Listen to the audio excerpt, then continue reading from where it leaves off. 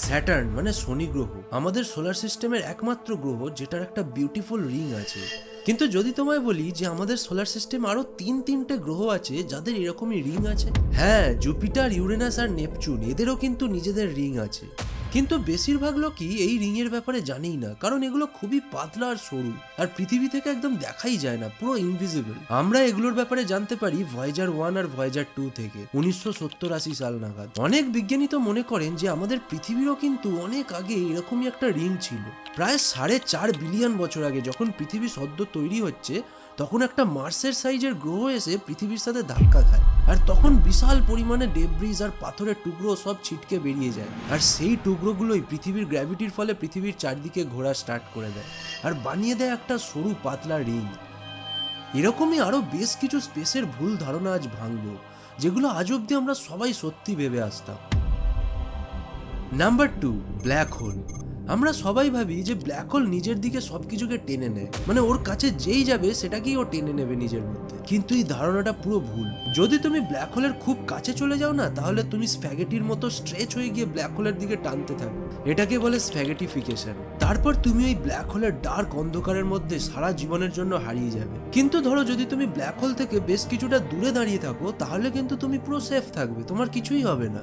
এমনকি যদি আমাদের সোলার সিস্টেমেও সূর্যের সমান মাসওয়ালা একটা ব্ল্যাক হোলকে সূর্যের বদলে বসিয়ে দেওয়া যায় ঠিক সূর্যেরই জায়গায়, তাহলে কিন্তু পৃথিবী সহ যেসব গ্রহ সূর্যের চারদিকে ঘুরছে সেগুলো কিন্তু ওরকমই ঘুরতে থাকবে ব্ল্যাক হোলের চারদিকে।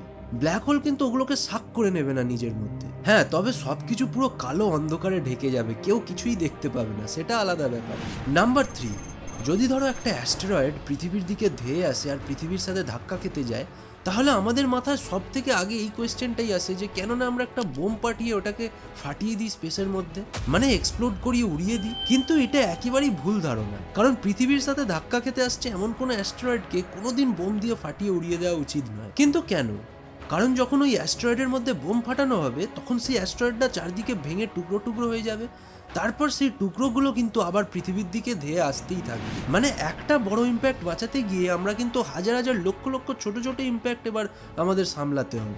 এই সময় পৃথিবী থেকে বেরিয়ে যাওয়াও মুশকিল হয়ে যাবে, কারণ অত টুকরো চারদিকে ছড়িয়ে ছিটিয়ে থাকবে, সেইগুলোকে পাশ কাটিয়ে আমরা বেরোবো কি করে, ধাক্কা লেগে যাবে। হ্যাঁ, যদিও কিন্তু বোম ফাটিয়ে একটা অ্যাস্টেরয়েডের হাত থেকে পৃথিবীকে বাঁচানো যায়, কিন্তু সেক্ষেত্রে ওই অ্যাস্টেরয়েডের ওপর ডিরেক্টলি বোমটা ফাটালে চলবে না, বরং ওই অ্যাস্টেরয়েডের যে ট্র্যাজেক্টরি তারই সামনে গিয়ে কিন্তু অ্যাস্টেরয়েডের সামনে গিয়ে বোমটা ফাটাতে হবে, যাতে অ্যাস্টেরয়েডের ট্র্যাজেক্টরিটা চেঞ্জ হয়ে যায়, নাকি পুরো অ্যাস্টেরয়েডটা ফেটে যায়, মানে অ্যাস্টেরয়েডের গতিপথ বদলে দেয়া।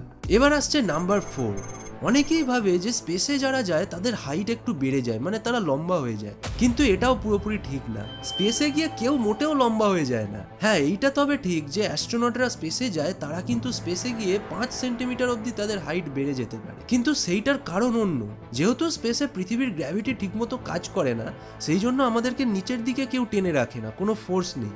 সেই জন্য আমাদের যে মেরুদণ্ডের যে ভার্টিব্রি, সেগুলো কিন্তু কিছুটা এক্সপ্যান্ড করে যায়, প্রসারিত হয়ে যায়, যার জন্য আমাদের হাইট কিন্তু 5 সেন্টিমিটার অবধি বাড়তে পারে। কিন্তু আবার যে অ্যাস্ট্রোনটরা পৃথিবীতে ফিরে আসে না, সঙ্গে সঙ্গে ওদের হাইট কিন্তু আবার নর্মাল রেগুলার সাইজে চলে আসে। মানে ওই হাইট যে বেড়ে যাচ্ছে ওটা কিন্তু টেম্পোরারি হয়, পার্মানেন্ট নয়। আর হ্যাঁ, স্পেসে গিয়ে যে তোমার বয়সও স্লো হয়ে যাবে এমনটাও কিন্তু নয়। যদিও আইনস্টাইন থিওরাইজ করেছিলেন যে যারা মারাত্মক স্পিডে ট্রাভেল করবে তাদের বয়স অনেকটা স্লো গতিতে বাড়বে তাদের তুলনায় যারা একদম নর্মাল স্পিডে রয়েছে, এটাকেই বলে টাইম ডাইলেশন। কিন্তু এই এফেক্টটা পাওয়ার জন্য তোমাকে প্রায় লাইটের স্পিডে ট্রাভেল করতে হবে, যেটা এই মুহূর্তে পসিবলই নয়। আমাদের এই মুহূর্তে যে স্পেস ট্রাভেল টেকনোলজি রয়েছে, সেইটার থ্রু দিয়ে ট্রাভেল করলে যে টাইমের ডিফারেন্স আসবে না, সেটা এতটাই মিনিমাল হবে যে সেটা ক্যালকুলেট করাও বেকার।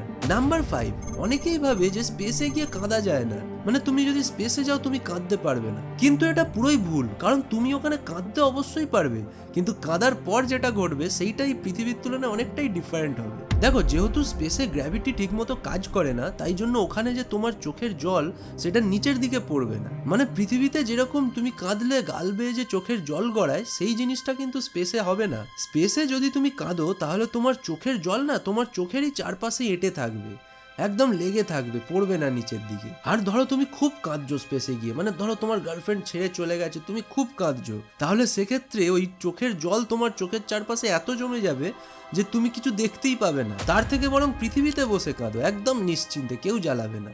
Number 6, the great wall of China, যেটা মানুষের তৈরি একমাত্র অবজেক্ট যেটাকে মানা হয় যে স্পেস থেকে নাকি দেখা যায়, কিন্তু এটা পুরোপুরি ভুল ধারণা। হ্যাঁ, এবার হয়তো তুমি কোনো হাইফাই বিশাল দামি কোনো ক্যামেরা নিয়ে গেলে, পাওয়ারফুল ক্যামেরা যেটা দিয়ে তুমি হেভি জুম করে হয়তো দেখতে পেলেও পেতে পারো, কিন্তু খালি চোখে ওটাকে দেখা পুরোপুরি অসম্ভব। প্রায় 5 থেকে 10 মিটার চওড়াই দেয়ালটা তোমার স্পেস থেকে দেখলে এতই সরু হয়ে যাবে না যে এটা পুরো ইনভিজিবল হয়ে যাবে, অদৃশ্য হয়ে যাবে, খালি চোখে দেখাই যাবে না। তবে তুমি স্পেস থেকে আরো অন্য মানুষের তৈরি অনেক জিনিস দেখতে পেতে পারো, যেমন ধরো ড্যামস, ব্রিজেস, পিরামিডস, আর রাত্রে অনেক বড় বড় শহরের আকাশে মেঘের মধ্যে লাইট শো দেখতে পারো, মানে বিদ্যুতের ঝলকানি আর কি। আর শুধু এগুলোই নয়, এর আগেও কিন্তু আমি স্পেসের অনেক ভুল ধারণাকে ডিবাঙ্ক করে একটা ইন্টারেস্টিং লং ভিডিও বানিয়েছি, দেখতে চাইলে এইটাই ক্লিক করে দেখতে পারো। আর কমেন্ট করে জানাও যে আজকের ভিডিওটা কেমন লাগলো। ভালো লাগলে একটা লাইক করে দাও, বন্ধুদের সাথে শেয়ার করতে ভুলো না। দেখা হচ্ছে নেক্সট ভিডিওতে। Till then guys, bye by.